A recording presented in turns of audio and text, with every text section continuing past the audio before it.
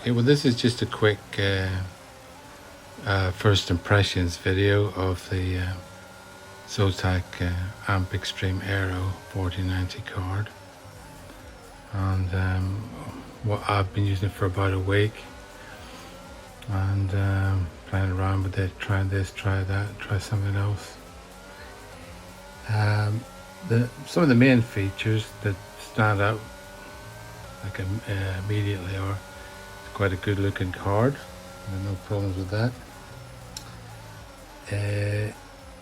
I'll speak a bit more about other things later, but just for now, one of the things I wanted to mention was that it's the whole system is super quiet now. I did a noise test on it, and with ambient noise level of 30.1 decibels. Once the machine is just switched on, so everything's running, but there's no load on it, and we get a noise level of 32.6 decibels, which is basically silent. Can't hear the computer at all, which is really good. The fans aren't spinning on the GPU at that level. There's no coil whine. When I had this card initially, well, when I first got it, that is, for the first few days, it would produce some coil whine when it started up. It doesn't do that anymore. I don't know why, but it just doesn't. That went away. When if I run the card at with the fans at 40%, which is about the highest that I've seen them go on their own, 40% of their maximum speed, the whole system, which will be under load at that point, registers a 41.6 decibels, which is still pretty quiet, to be honest. You can obviously hear it, but not so much. Okay, and that's the end of that little part of the introduction to this video. Hope you find it useful.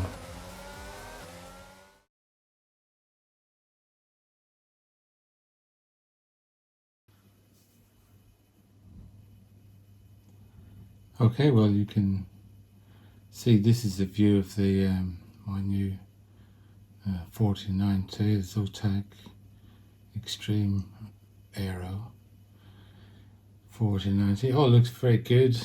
You can tune that RGB and so on, and you can see it's pretty much silent.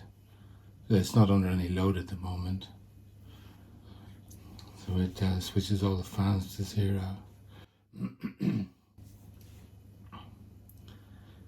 Yeah, it looks pretty good, but look at this monstrosity, this 4 cable connector thing sticking right out the side. It's not like it's hidden somewhere where you could put it away.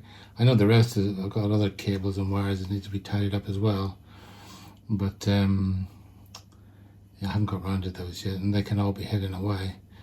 But you can't really hide this because this is where it is. It sticks out of the side of the computer, the graphics card, and yeah.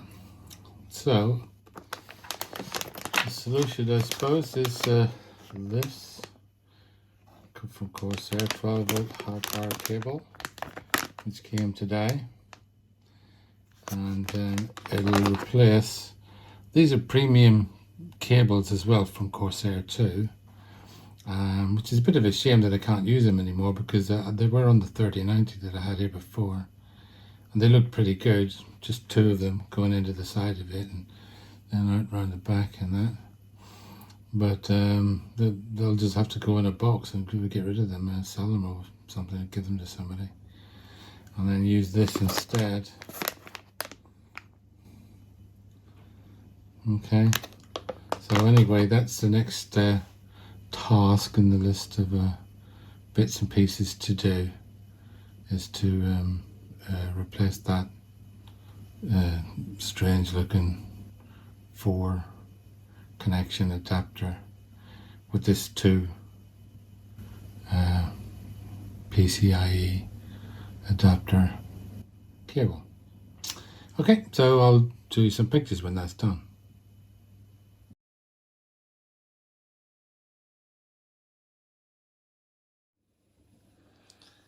Okay, well, as you can see, I've installed that new Corsair 12 volt high power cable. I haven't tidied up any of the cables yet. You can see they're all down there, but I've got lots of these little Velcro things, and obviously I can put the cable around the back.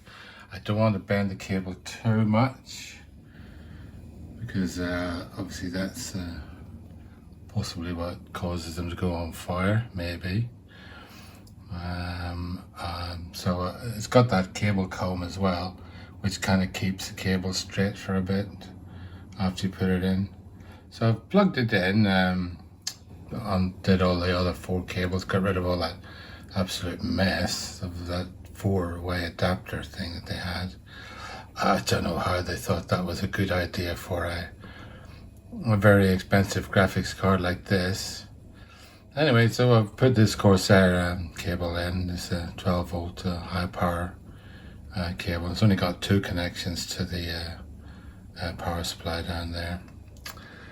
And the only thing I noticed was when I turned the computer on, the temperature of the graphics card was 40 degrees centigrade. Previously, when I would turn it on, it would be either 26 or sometimes 36. I haven't checked the ambient temperatures or anything. I just turned it on and I just noticed it was 40 centigrade, and it had never been at that before when I turned it on. But it could be just a one-off thing and nothing to do with the cable, so I'm just mentioning it. Okay, so there you have it. There you can see it. This is my ancient old case, my 10900K processor, and everything else. I've got to do a lot of cable management there, or maybe I won't bother due to laziness and have other things to do. Okay, so aesthetically, that's how everything looks at the moment.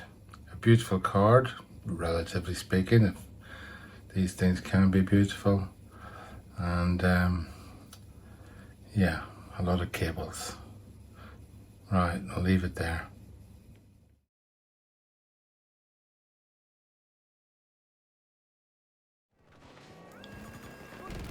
The last little bit of this video that I wanted to make was about overclocking. I've had a look at it, and I've seen the other videos on YouTube and some comments from elsewhere about the difficulties of overclocking the 4090. And I would say that I've had the same issues. It doesn't overclock really much, whatever you do to it. You can maybe get 5% or 10%, but there's a huge cost in terms of energy going into it. So it's not really worth it, and it's not consistent either, I find. Sometimes it works and sometimes it doesn't, even within the same game. And you know, if you restart the computer and just go straight into the game or benchmark or whatever, it'll give you a score, and then restart the computer again, go straight into whatever you just did, do it again, you'll get a different score. Could be higher, could be lower. So I just don't know what that's all about. I have a kind of suspicion that this card is being artificially limited in some way. That's my conspiracy theory just there, that NVIDIA have in some way limited this card to stop people overclocking it, because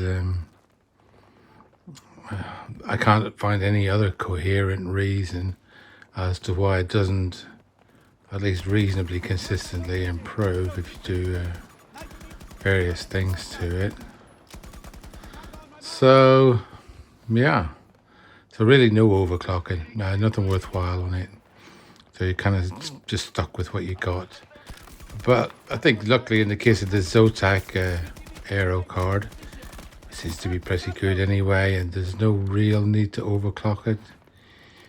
But it is a bit of fun doing that and trying it. I just wouldn't be surprised if in I don't know, a month, 2 months, whatever, a few months, maybe even longer than that, that a new driver will appear for this card, or maybe somebody will come up with some fix which allows the card to overclock in a consistent way, so that it makes full use of all its available power, which is not doing at the moment.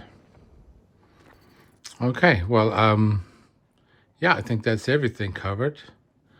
So I'm going to leave it there. I hope you've liked all this. If you have, you could give it a like and a subscribe, and maybe it'll give you a little guide to, you know, whether you would be interested in getting this card or a similar one. Okay, see you next time. Bye-bye.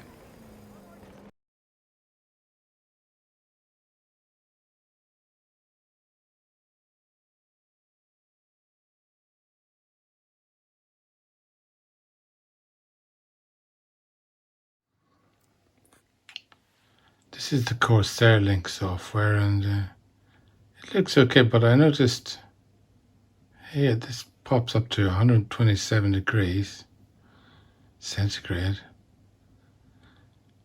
It's temperature sensor number 11. Then it goes back to 0, back to 127. What's that all about? What does it refer to? Where is temperature sensor 11? Is it an error with the software? Something wrong with the PC? Or something else? Anyway, I just thought it was worth making a notice of it.